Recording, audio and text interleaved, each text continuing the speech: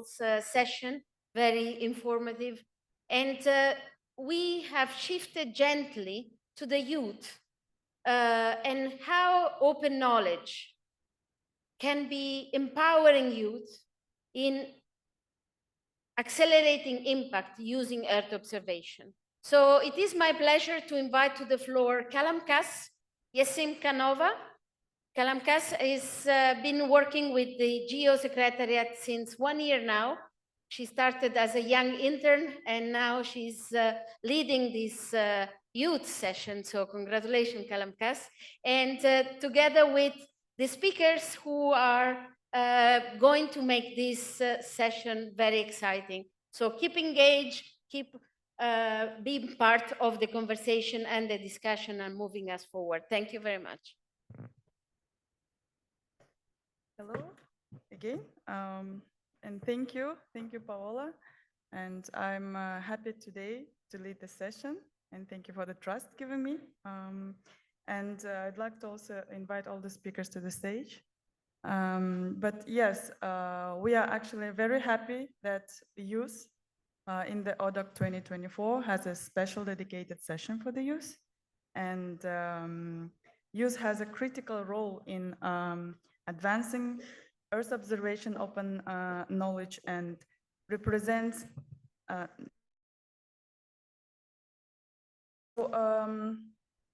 we feel the urgency of accelerating the youth engagement and not only engagement, but also leadership in leveraging Earth observation data, and not only just leverage the Earth observation data, but also to address global challenges.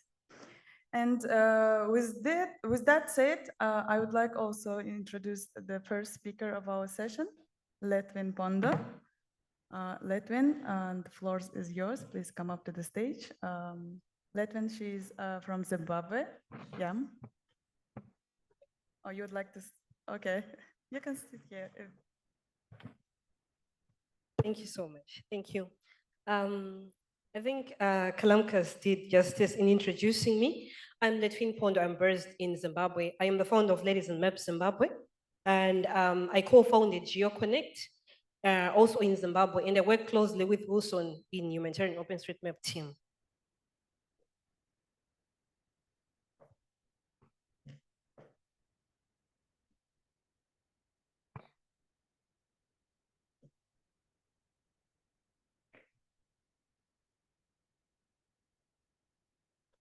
Okay, thank you. To kick us off, I would like the youth in this room to think about this question.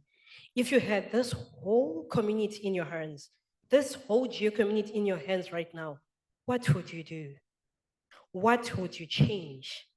This will be our starting point. I work closely with the youth, and I'm drawing this presentation straight from my experiences working with the youth and recommend some solutions that we can use as a geo community to help this community grow. So as we think about this question together, even when you're no longer a youth, you can think about solutions that if you were a youth, what would you change today? What would you change in geo? What would you bring to the table? To be honest with you, youths are just an energetic bunch. They have all the energy. They have lots of things that they discover. They have lots of ideas to bring to the world. They work so tirelessly in different activities and sites. You can see the energy from the pictures that I've just shared. They are so incredible group of people to work with. They are not tired. They don't get exhausted easily. They have, I don't know, like they're just being pumped energy time after time. So this is the kind of people that we're talking about today. And you want to discuss how they're going to shape the future of Earth observation and how they can shape it right now and how we can help them as a community. But to start us off, I want us all to look at the setbacks. Why do we feel like they are not being visible? I attended the youth breakfast session yesterday morning. This room is a lot of people. There were not so many youths. There were not so many. And I just kept wondering why. Where are they? Where did we leave them? Why are they being set back? Number one, I mentioned here lack of resources and knowledge. They don't even know, some of them. They don't even know that this is going on. We have left them there and they have no idea. Sometimes they feel closed out, like they don't belong. Sometimes we look down upon them when they try to pitch whatever idea they have. We're like, no, no, no, no, that doesn't exist. It doesn't work. It's not, sometimes it's about the approach that we use to them. Sometimes it's just inferiority complex. And we need to support them through that. Sometimes it's also generalization. I've seen and I've attended meetings where people would just be like, okay, we have youth. I think just give them the bus. Just give them the bus. They'll use the bus. But sometimes they want to walk. Who told you we want to use the bus? Ask us. We are there. Don't generalize things for youth. Ask them. That's why they are there. They can speak for themselves. Sometimes they are afraid because they're faced different things in different situations, fear of the unknown, fear of being criticized or something, and ignorance, I mentioned that. So now we're going to look at GEO as a playground for young minds because we want them on board. We want youths here on this stage. We want youths to be part of us. What do we do as youths to be part of this thing? The first thing that I mentioned is just do it. No matter the criticism that you're facing, no matter what you're going through, just do it. Just do it. Whatever they are going to say, just let it out of you. Collaborate with the professionals, collaborate with other youths, consult if you don't know, and you need the confidence to do this. Because without it, you're still going to be scared. You also need to network. I've also mentioned here, I've also put the GEO Knowledge Hub. I've realized that many of the publications that are there, I'm not sure about the age groups for the people that are publishing things there, but I feel like there's some kind of little representation from the youth and little knowledge from the youth. We need youths in that platform. We need youths to do more about this. We need youth to support Kalamkas and Philip build that knowledge portal to be incredible. These elders that you see here, they are so tired. They are really, really tired. They need some kind of help. They need someone to intervene, and it's the youth. But we need to give GEO, as a youth community, we need to give GEO the assurance that the future is in good hands. So before we give them, how do we give them that assurance? Let's show up. Let's prove that we are there, we are visible. And then now, what's the role of the community, the whole community, in unlocking the future of Earth observation through youths? Let's collaborate with our universities. Professor Alice once mentioned this first day of the conference on GEO. Let's collaborate with universities. There is a lot going there.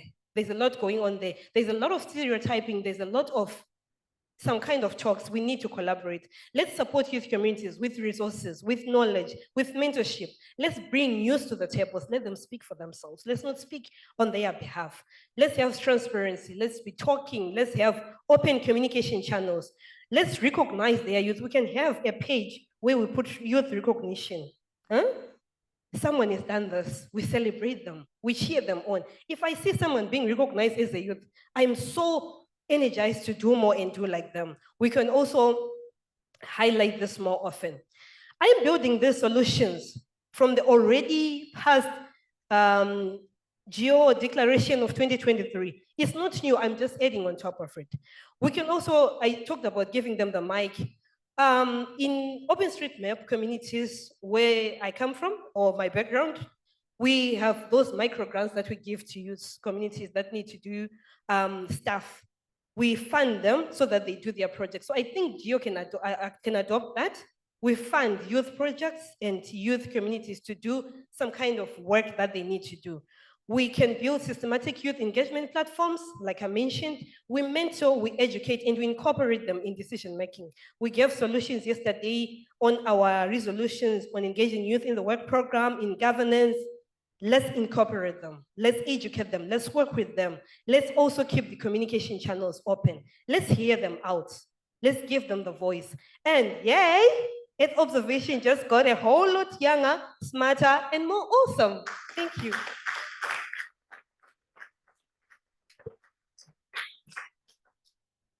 Thank you so much, Letun. I'm speechless after this actual presentation. Yes, I think this youth session is the first step, maybe not the first, yeah, one of the small steps for the youth so they can be heard and, you know, we have a place to speak out as a youth. So let me introduce the next speaker is Mohamed Lamine from Senegal. Yeah, please, Mohamed, the floor is yours. Please introduce yourself. Yeah.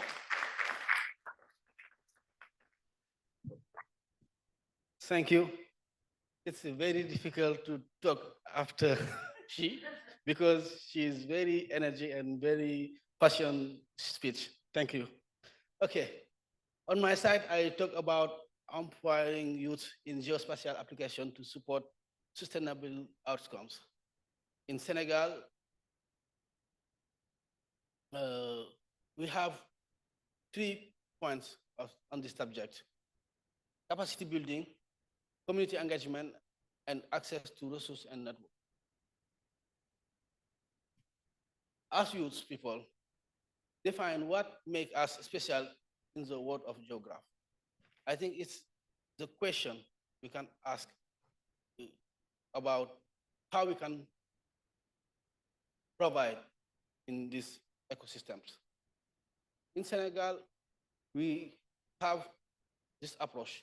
We involve youth in geospatial regarding capacity building, giving skills to youth, and to engage her in community and to try to have access to resources and networks. At the capacity building points, we have 2 aspects: knowledge and practice. For knowledge, we provide targeting training programs and for youth with fundamental and advanced skills in geospatial technology, such as GIS, remote sensing, and data analysis. This education can be integrated in the curricula of different universities and offered as special workshop and online courses.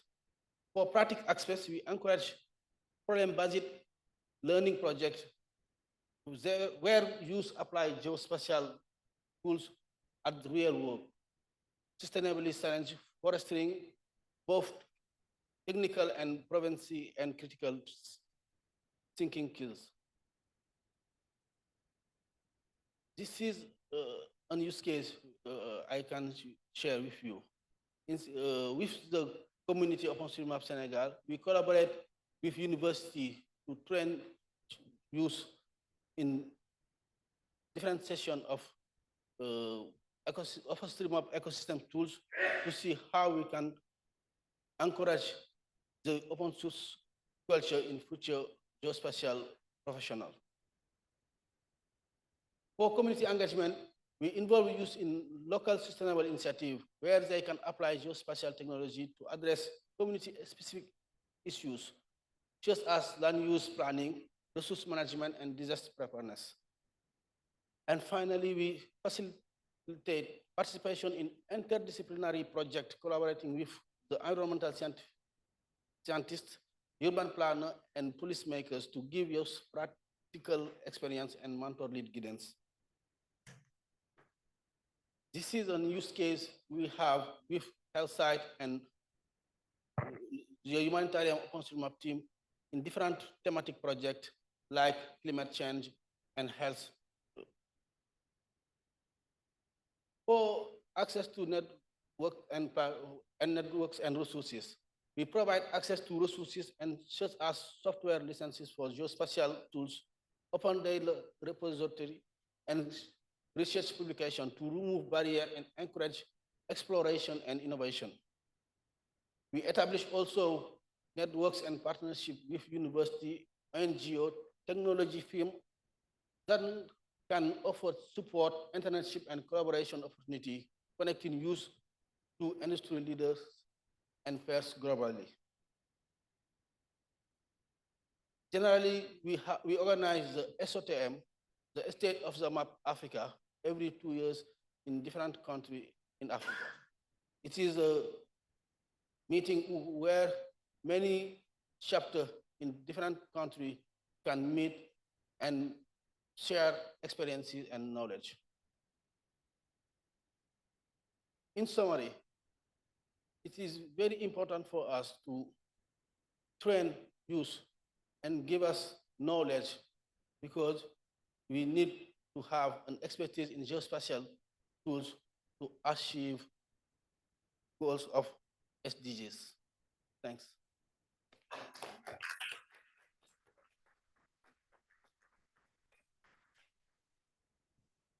Thank you, Mohammed. And indeed, accessibility of training materials for the youth, it's one of the, I would say, key aspects that we have to consider. And I'm very happy that the youth of Senegal is very active in leveraging Earth observation data.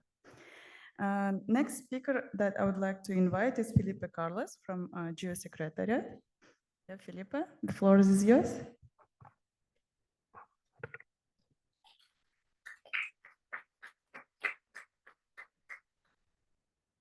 Okay, so good afternoon, everyone. So I will be talking about the youth and reproducible Earth observation application. So challenges and opportunities. So to start, the first thing I would like to define is what I mean when I say reproducibility.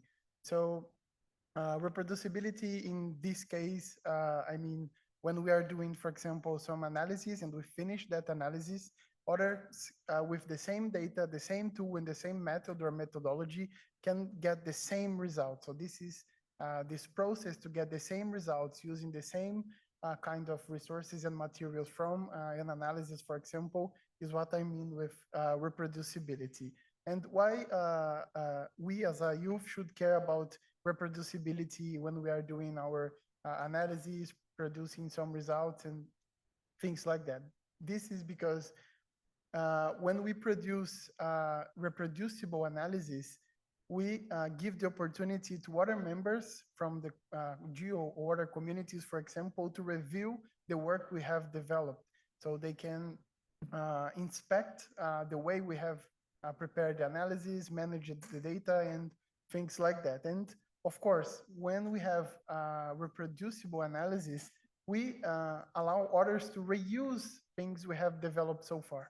And of course, with others reviewing our work and also reusing, possibly, we also increase the impact of our work and the things we are doing. So all of these aspects are very important for us. But sometimes create reproducible analysis is something that is not easy, because when we are developing our analysis in our project, for example, in our in a university class or an activity, we have a lot of context. We have the data we are using, the softwares and multiple softwares we are using, the software environments, which means multiple versions of the softwares and the versions of them, documentations, and of course, colleagues. So we exchange a lot of ideas, we improve our work discussing things and so on.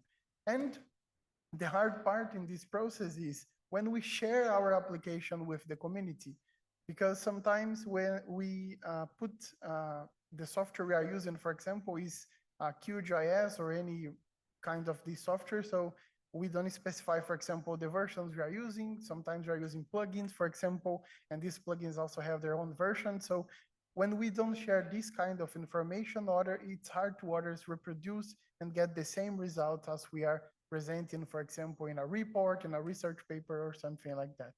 And one of the solutions for this kind of thing and to start producing reproducible analysis is using automation.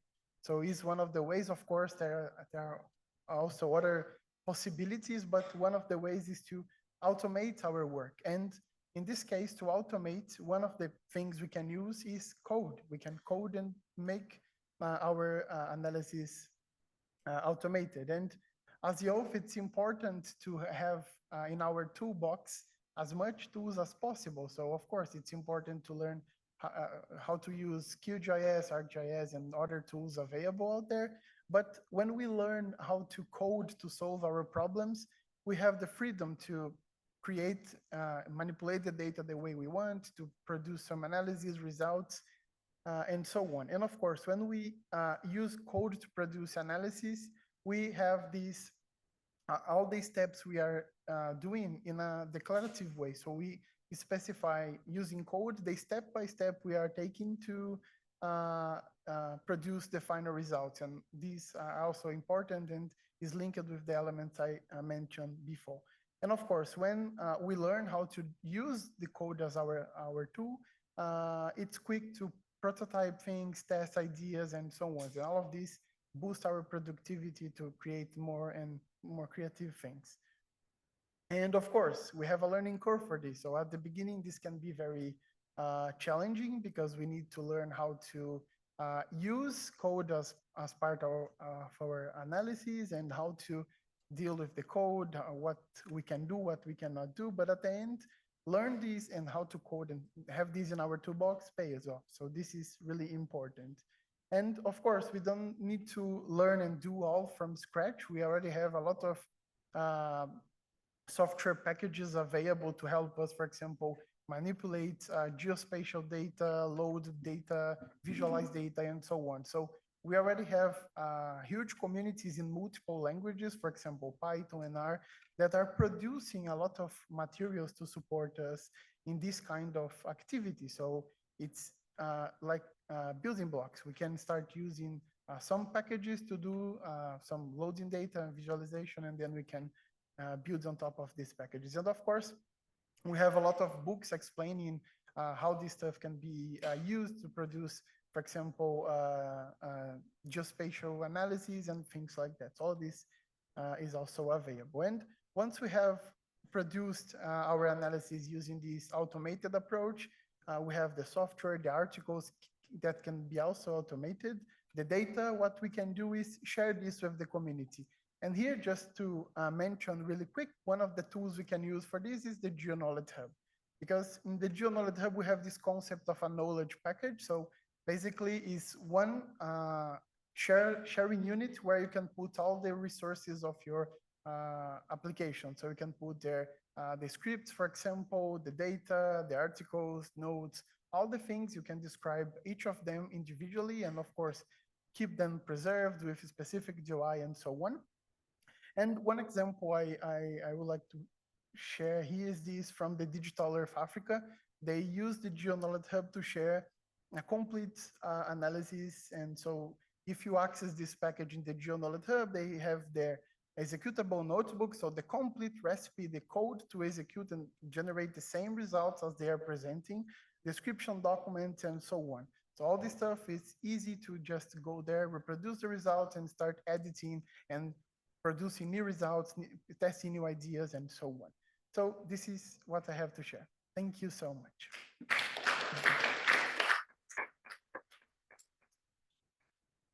Thank you, Felipe. And indeed, I'm happy that Felipe was talking about technical challenges, right? And I think the message of the presentation, the key message that we have to understand that the code should not be challenged anymore. And also, I'd like idea of Felipe that if you need help, ask the community. That's why here we are, to ask the help and share the experience and provide support. So the next speaker is Andy Nelson from the Geoversity ITC. Andy, the floor is yours. Thank you. I'm going to take inspiration from the speakers who were standing with a microphone. I much prefer to do that. Yes, please. Great. So the big green button, I guess, is what I need to press, yeah? Excellent. Oh, I wasn't expecting that to work. Okay. There's no audio. I'm here to talk about a new initiative that started by my faculty of ITC, which is in the University of Twente in the Netherlands. And ITC is all about geospatial information with Earth observation.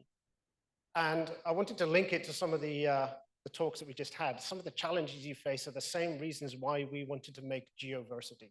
So I'm going to explain what it is, but it was all about giving people more access to experts and knowledge and trying to build communities online for how people can connect, because they're facing the same challenges with where can I get data? Where can I get knowledge? How can I better understand this problem? Whether it's food security, water resources, biodiversity, urban heat islands, and so on. So we've just launched this in 2024. We're still in the pilot phase, and I'm going to explain a little bit on the slides of how we did this. So geoversity.io is the URL. It's open. We have courses available right now that you can join. The courses that we offer right now are mostly free. So I'd say get on there now and sign up as quickly as you can. We had an idea a few years ago that we wanted to find a way to bring together a lot of this geospatial expertise. And as a university, we've been offering courses and we have a body of expertise there, but it's locked into our master's program. If you want to get access to this, you have to join a master's program. You have to spend 2 years with us. Not everybody can do that. And not everybody wants to do that, but they still want to have lifelong development. They want to learn, they want to gain new skills and knowledge. And this is what we wanted to do, was build a platform where ITC can establish something, but it'll only succeed if we build a community. It'll only succeed if we generate partnerships to bring in the challenges that people are facing, to really understand what it takes to make a breakthrough with geospatial data and knowledge to address a particular social problem. So it's not just another platform offering courses. It really aims to be a platform for lifelong learning and building communities around it.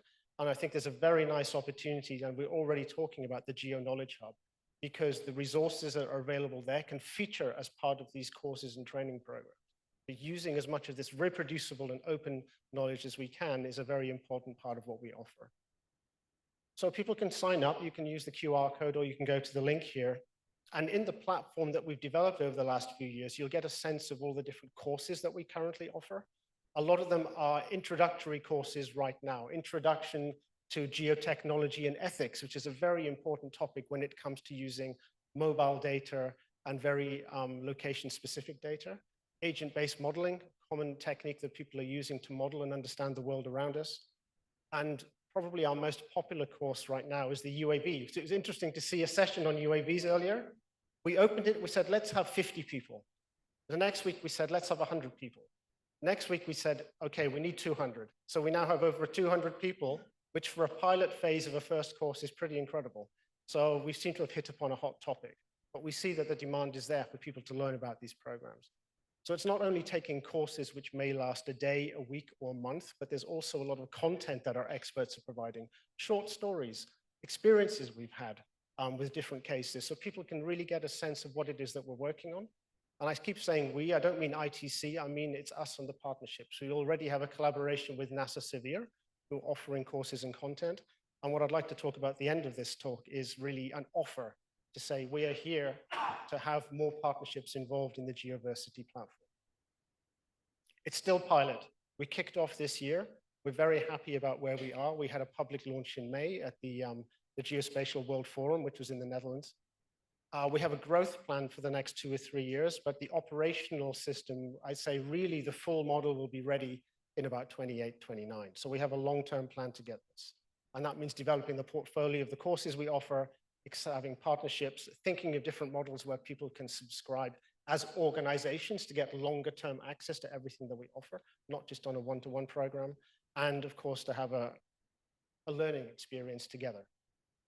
The development plan behind the platform, and this is something that we're happy to offer, but we need to also make sure that the platform itself has content. But we want to use the body of knowledge concept, and I think this is quite well known as well in the Geo Knowledge Hub, to help people find learning pathways. I've learned this, what do I need to learn next? What is more interesting for me now to take the next step in my career? We want to make sure that people feel that they're in a place where they can trust and contact with experts. So there's an idea of community building, and it's really about lifelong learning. This is something that we want people to keep coming back to the platform, keep engaging with us, so that we can also learn what are the necessary skills and knowledge that we can offer over time. Really, the main message I have today is an invitation for partnerships, and they can be strategic partnerships who can contribute to the development of content, but also through collaboration and co-creating content with us, but also community. This is very important for us because whilst we have a lot to offer, we really need to understand what are the needs out there. As these communities evolve and develop in different areas, we want to understand what it is that would be of most benefit and would keep people engaged. And finally, people who would like to be providers with the platform. Maybe they have software or data infrastructure that they want to open up and make more accessible. Because I think as universities and others, what we see is that we need to change the way in which we engage with society. We can't be our bubble or our campus isolated from the rest of the world. We have to find ways to interact and get our knowledge out there and to learn from what others are doing. So that's very much it on Geoversity. So I hope you can sign up, and I hope to have more discussions later on in partnerships in different ways. Thank you.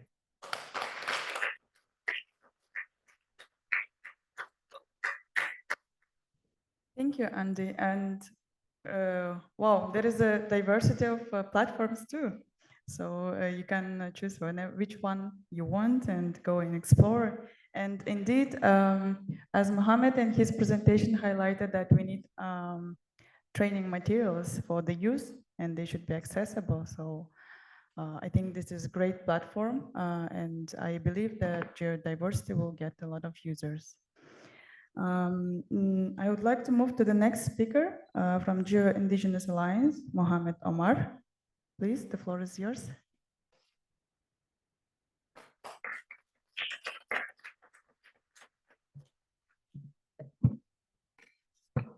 Good afternoon, or is it evening?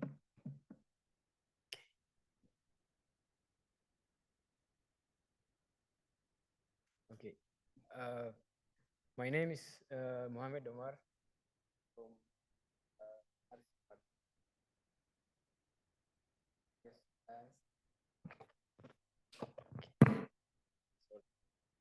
so my name is Mohammed Omar. I am a GIS technical assistant at RCMRD, and I also support the Geo-Indigenous Alliance. So I'll be talking, I think all the presentations which you have seen are very powerful. So we have a lot of tools and we just need to just connect them to make use of them. So I will be presenting to you on how to unlock the potential of African youth specifically in GIS and Earth observation. Some of them have been highlighted already by the previous speakers. So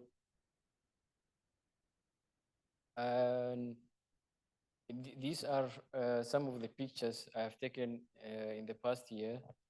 I'm only 22, so you will understand. And I completed my diploma in GIS and cartography last year in July, and I presented my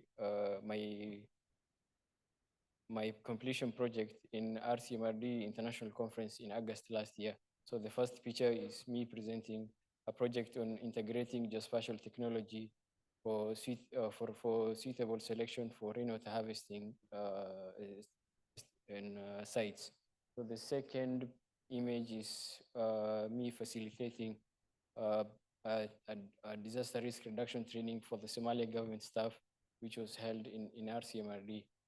And in the below, you can see me planting a tree in the RCMRD compound, and also some of the maps I've been able to make. So, and I did a survey from the interns at RCMRD and the interns and other students in the universities in Kenya. So these were some of the highest, these were the most repeating points. So these are some of the challenges that the youth are facing in Africa. So there is the educational barriers where there is the GIS and Earth observation courses or modules in the universities, but the universities are not, the GIS space and Earth observation space is moving rapidly. So it's changing, it's rapidly evolving. So the universities are not changing, are not updating their curriculums in time.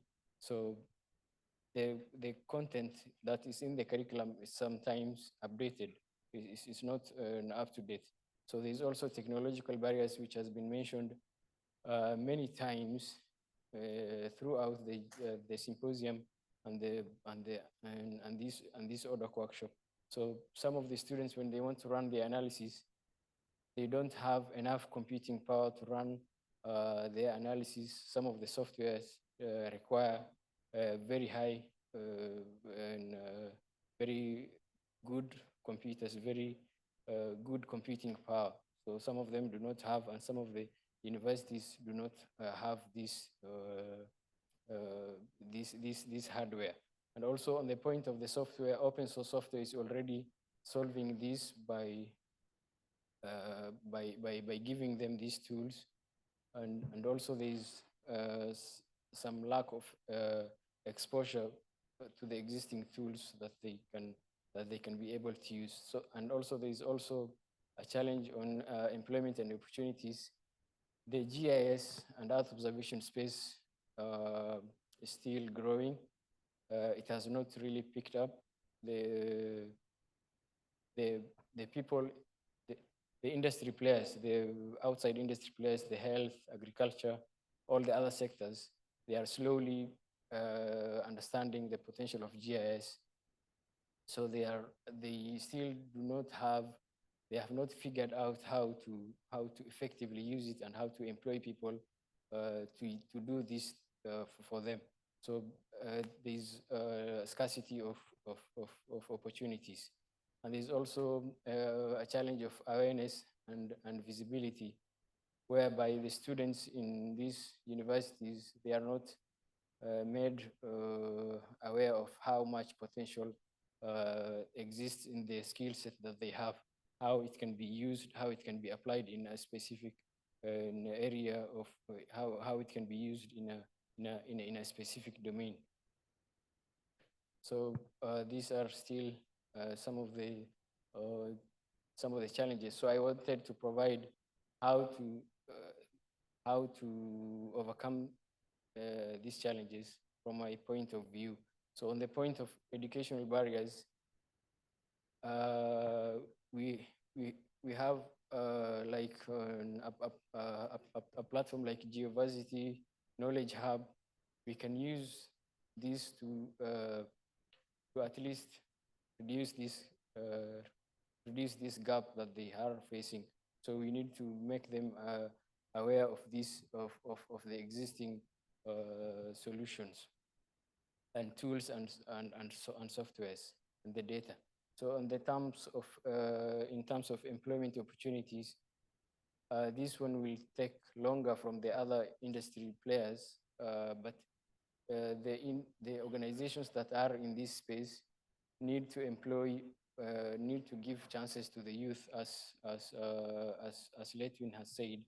You need to give internships so that the youth can give you a new perspective. They can give you how to utilize the existing tools. If you don't want to code, a young person might be able to do it for you.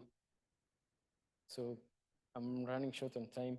And there's also the technological barriers.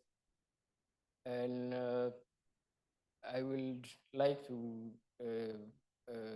my idea is to, of solving this is to come up with a way of, we need to connect the universities in Africa and the universities in the developed world, so that there can be some exchange of information, exchange of knowledge. It's already happening, but we need to enhance it. On the awareness and visibility, we need to make the young people aware of who have this skill set, aware of the potential that exists in this in this space. So I will just highlight RCMRD. RCMRD stands for Regional Center for Mapping of Resources for Development. Its main mission is to provide geoinformation and allied technologies to stakeholders for sustainable development.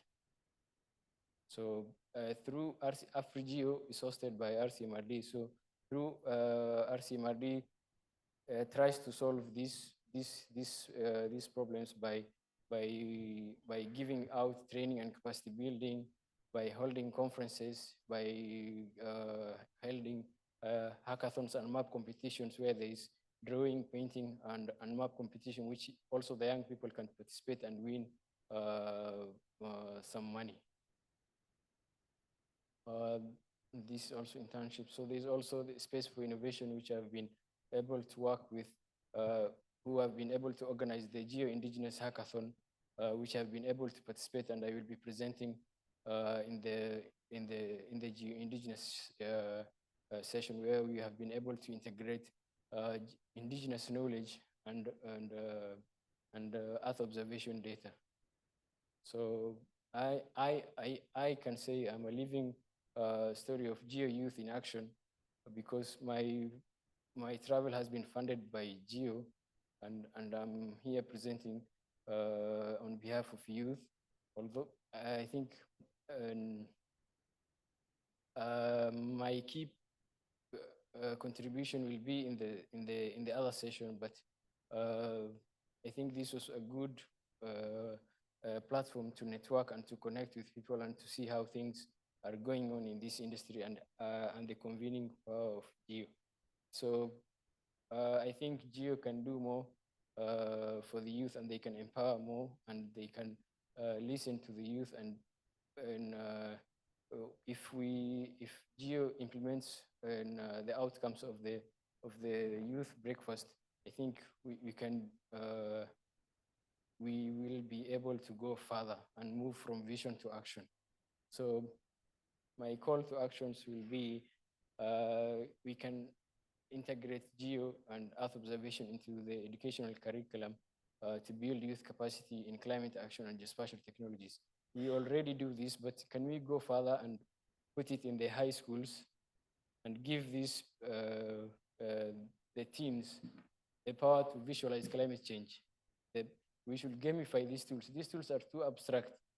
They are very abstract. We cannot, if someone, the teens, we have all siblings, they play games. These games have maps in them. So why don't we gamify the softwares that we make and make them interested in these softwares? They can do it, they can visualize the changes in climate on their own. Now, if they have the tools and the power to do this, they can make changes. So if we need to make an impact, we need to start from way back. So we also need to promote youth-led initiatives and projects that use GIS and other observation tools to address local and environmental climate challenges. So we also need to utilize social media platforms. People will never learn about Geo if you don't post. Yesterday you were told to post. We need to create a movement online that can attract people to this, to what we are doing. So if everyone of us here can post on social media, talk about what we are doing, it can at least attract people into this work, and then they can know about it. They can at least get interested. They can make impact. Thank you all. So you can.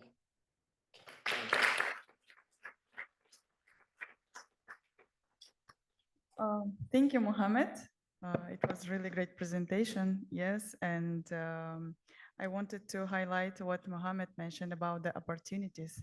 Yes, I think the youth is here to work, to lead, to be engaged, and they are also seeking for the opportunities.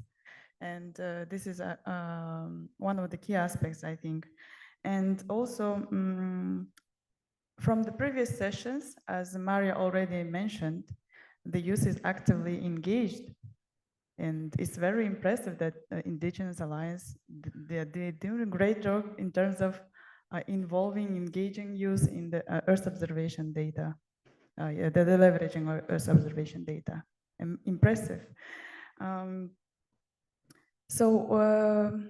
We have a little time for a couple of questions. If the audience wants to ask anything from the speakers, maybe speakers, they want to ask the audience.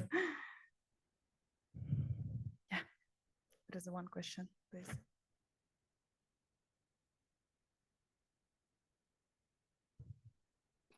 Hi, everyone.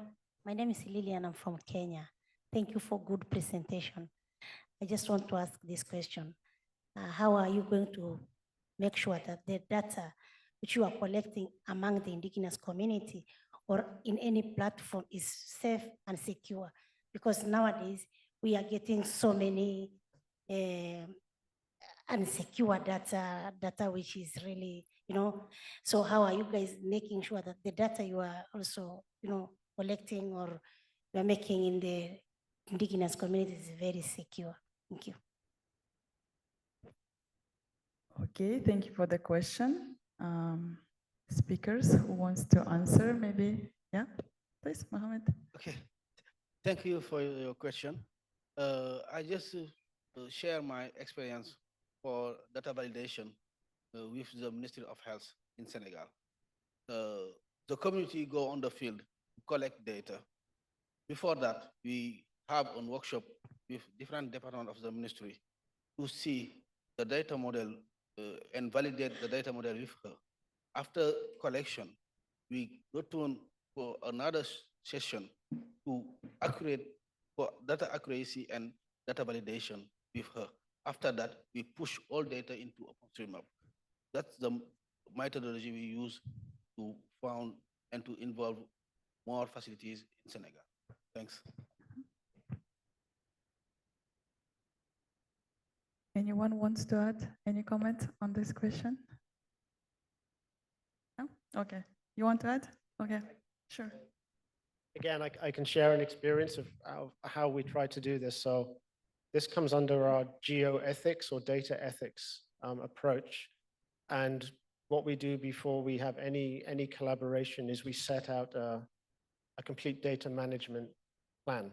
So who owns the data, who has access to the data, who's going to secure the data. But all of these things need to be cooperatively agreed upon. And then once we have that, then we can enter into a collaboration with confidence that all of those things are in the right place. And it's something that gets revisited as well through the project's duration. I can't pretend that it solves all the problems, but I think it opens up and allows you to have a really good discussion and come up with good solutions on a fit for purpose basis for each of these initiatives that we do, so that the ownership, the access, and the continuity of the data, we have a plan, and we try to implement that as best as we can. Okay, thank you. And I see there is one, yeah? Yeah, thanks very much, Andy Murdoch from the Chair Secretariat. I wanted to pick up on the point Andy made about the career pathway.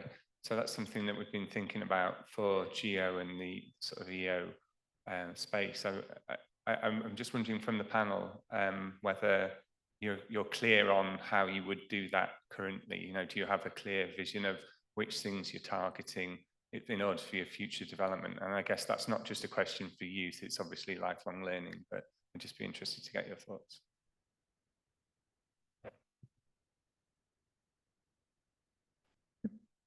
Speakers wants to comment on that? Anything to add? No? Okay. Then we move to another question. Yes, Mengistu, please. Yes, well, thank you very much, and congratulations for the excellent presentations. And as an elderly man from Africa, when I see the young ones here, I'm so proud of what you are doing. And I just wanted to assure you that we will do everything possible to work together to achieve what you want to do. So I just want to let you know that I will accompany you in my capacity. And this is great to see that you travel all the way here and you are demonstrating what can be done. And thank you. Yeah, thank you. So as a conclusion for this session, I have a message to the youth that let's face the challenges, overcome them, keep going, and don't lose the motivation. Thank you all. And thank you for the audience. So thank you very much, Kalamkas. Thank you very much, each of you. And I have, as a former alumni of ITC, I have an idea. How about holding ODOC in ITC for the youth. To think, No, just think about, because great dreams lead to actions, and that's why we're here. Because last year we started dreaming, how about China? And so just be careful what we dream, they might come true. Thank you very much. Another round of applause to all of them. Yes, please. Yeah, also, you know, there is a youth community of practice. There should be actually another slide with another QR code. Please do join or approach any Geosecretariat colleagues. They will help you how to join the community of practice. Next slide. Yes. Thank you very much. Now we break for coffee, and make sure we come back at 4:45 for the last two sessions of the day, which is going to be open knowledge and national geos, as well as we'll finish with open knowledge and indigenous alliance. So come back in the room, still get engaged. Thank you very much.